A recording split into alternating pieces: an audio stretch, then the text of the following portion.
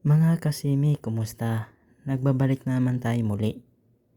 Alamin natin mga kasimi, ang 1,000 bago, ang original at ang piki.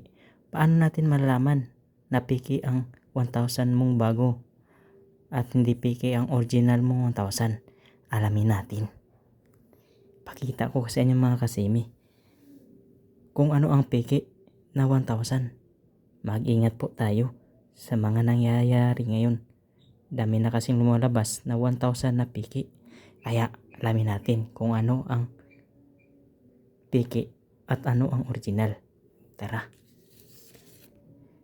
Yan mga kasimi. Kung nakita nyo ito mga kasimi. Itong may rainbow. Ito. Yan mga kasimi. Lapit ko. Itong 1,000 na ito. Para malaman nyo na piki siya. Itong kumikintab na kulay blue, kung magdadalawa po yan mga kasimi, ibig sabihin piki yan mga kasimi. Kaya yan ang palatandaan na piki siya.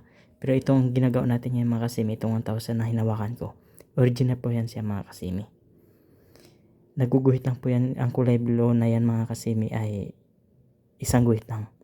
Kung piki po siya ay magdalawang green po yan siya mga kasimi. Yan. Pangalawa mga kasimi, makintab.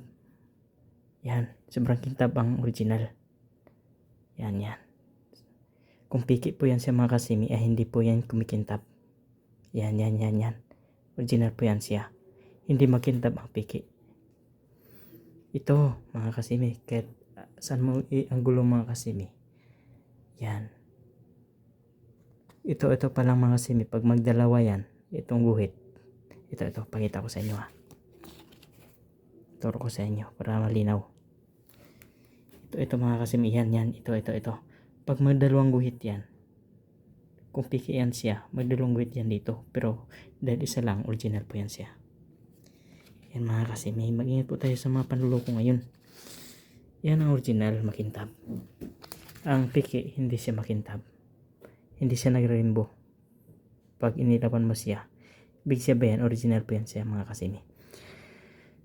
Ang piki at ang original, hindi siya makapa. Kasi parehas lang siya. May makapa siyang konti lang. Pero, ang palatandaan talaga na piki siya. Ang piki ay hindi makintab, hindi katulad nito.